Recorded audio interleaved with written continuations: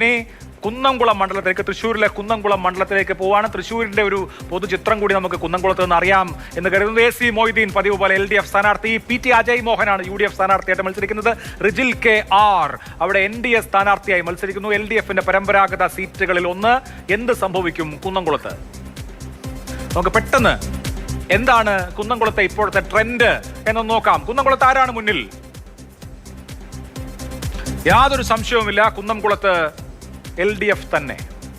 8.9% ലീഡാണ് അല്ലെങ്കിൽ ലീഡ് നൽകുന്ന ട്രെൻഡ്. അങ്ങനെ ഒരു ട്രെൻഡാണ് കുന്നംകുളത്ത് ഉള്ളത് എന്നാണ് അഭിപ്രായ സർവേ ഫലം. കുന്നംകുളത്തും ഒരു മത്സര ചിത്രത്തിലേക്ക് വന്നു.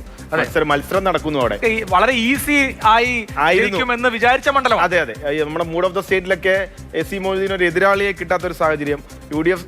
കോൺഗ്രസിലെ UDF നേതൃത്വം മറ്റു മണ്ഡലങ്ങളിൽ മത്സരിക്കാൻ കുന്നംകുളത്തേക്ക് ആരെയും കിട്ടാത്തൊരവസ്ഥ. അത് അജയ് മോഹൻ നല്ല സ്ഥാനാർത്ഥിയാണ്. മലപ്പുറത്തുനിന്ന് അദ്ദേഹം വന്നു ഇവിടെ മത്സരിക്കുന്നു, അവിടെ കുന്നംകുളത്ത് മത്സരിക്കുന്നു. പക്ഷെ ഒരു മത്സരം വരുന്നു അവിടെ. കഴിഞ്ഞ തവണ 17% അഡ്വാൻറ്റേജ് ആയിരുന്നു അവിടെ ഉണ്ടായിരുന്നത്. 17% വോട്ടുകളുടെ ഡിഫറൻസ് ആയിരുന്നു കുന്നംകുളത്തുണ്ടായിരുന്നെങ്കിൽ അത് 8% കുറഞ്ഞിരിക്കുന്നു. അത് സ്വാഭാവികമായിട്ടും ഒരു മത്സര പ്രതീതിയിലേക്ക് അവിടെ വന്നു.